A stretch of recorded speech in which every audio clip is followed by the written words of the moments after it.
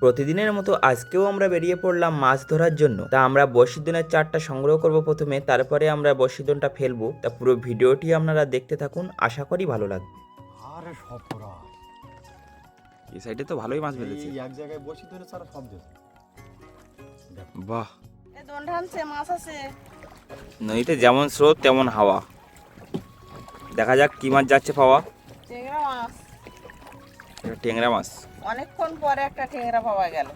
পুরো golden colour,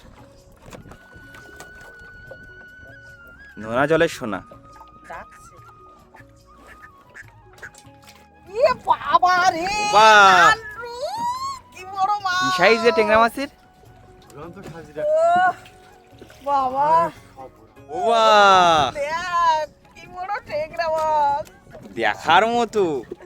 এত জোরে দন টানছে, এও তো অনেক বড়, ওর থেকে বড়। আর নশা হয়ে যাবে।